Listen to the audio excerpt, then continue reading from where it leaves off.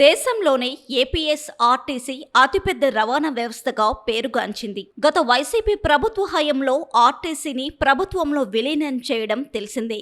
కాగా స్త్రీ శక్తి పథకం వచ్చాక ఆర్టీసీ కుదేలవుతుందని ఆందోళన వ్యక్తమవుతుంది.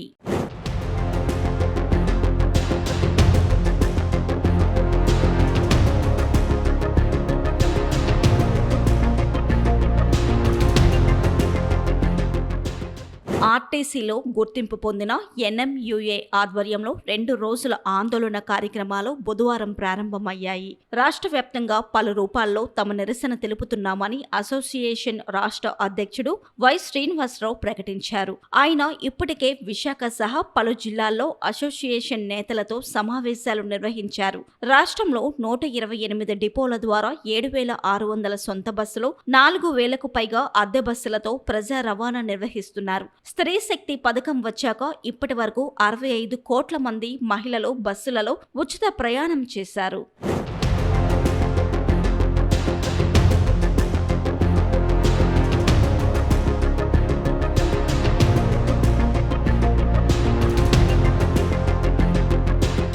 సాధారణంగా సిటీ బస్సులు, పల్లె వెలుగు బస్సుల్లో 49 సిట్టింగ్ కెపాసిటీ ఉండగా 120 మంది ప్రయాణికులు ఉండడంతో డ్రైవర్లు, కండక్టర్లు తీవ్ర ఒత్తిడి ఎదుర్కొంటున్నారని చెప్పాలి. మహిళలు వెనక నుంచి ఎక్కడం, దిగడం సిబ్బందికి ఇబ్బందిగా ఉందని ఆందోళన వ్యక్తమవుతుంది. రాష్ట్రంలో నెలకు 30 నుంచి 40 మంది వరకు ఆర్టీసీ సిబ్బంది గుండెపోటుతో మరణించడం విచారకరమని ఎన్ఎంయూఏ నేతలు వాపోతున్నారు. స్త్రీ శక్తి పథకంతో బస్సుల్లో ఆక్యుపెన్సీ 80 నుంచి 90% పెరిగింది. కానీ ప్రభుత్వం అదనపు బస్సులు ఇవ్వకపోవడంతో బస్సులు ఓవర్లోడ్తో వెళ్లాల్సి వస్తుంది. గత 10 ఏళ్లుగా సిబ్బంది నియామకాలు లేకపోవడంతో సిబ్బంది డబుల్ డ్యూటీలు చేస్తున్నారు.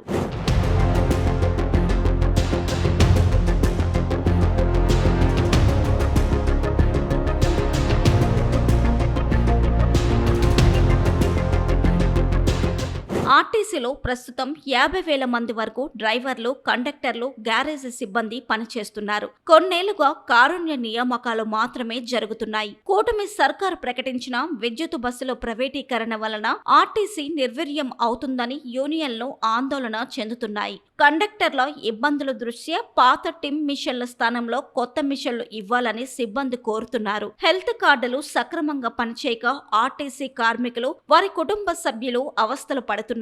దేశంలోని 67 సంస్థల్లో ఆర్టీసీ ప్రతి ఏటా 12 వరకు అవార్డులు సాధించడం విశేషం.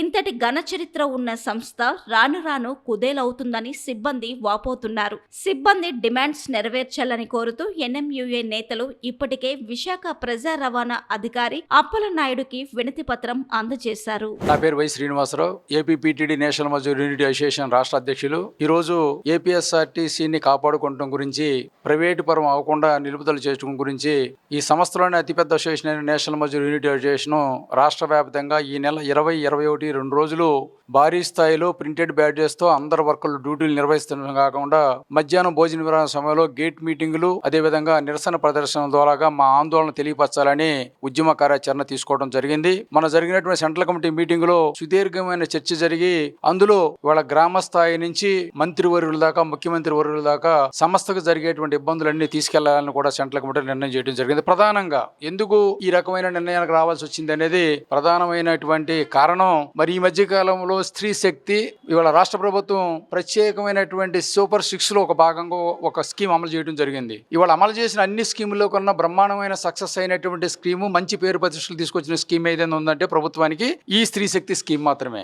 ఈ స్త్రీ శక్తి స్కీమ్ వల్ల దాదాపు ఇప్పటి వరకు 65 కోట్ల మంది మహిళా ప్రయాణికులు ఇవాళ రవాణా సౌకర్యం వినియోగించుకోవడం జరిగింది. అంటే ఎక్కడ ఇంత ఫాస్ట్ ఇది జరగలేదు. అంటే ఇవాళ ఉన్నటువంటి బస్సుకి మరి పల్లి వెలుగు బస్సుకి 49 సిట్టింగ్ ఉంటే 150 వరకు కూడా ఎక్కించుకుని వెళ్ళేటువంటి పరిస్థితులు ఇవాళ ఈ సంస్థలు ఏర్పడి. ఎందుకంటే గత 5-6 సంవత్సరాల నుంచి బస్సులు కొనుగోలు లేదు. గత ప్రభుత్వం బస్సులు కొనుగోలు తీసుకోలేదు. దాని మూలంగా ఉండ బస్సులు పాత అయిపోయి వాటిని రిపేర్ చేసుకుంటూ ఇవాళ కొత్త బస్సులు కొనకపోయినా ఇవాళ ప్రభుత్వం ప్రవేశపెట్టినటువంటి స్కీమ్ని దాదాపు 50,000 మంది సిబ్బంది అహర్నిశలు రాత్రి అనక పగలనక మరి కష్టపడి కనీసం వాటర్ తాగటం కూడా టైం లేనటువంటి పరిస్థితుల్లో విధి నిర్వహణ జరుగుతున్నాం.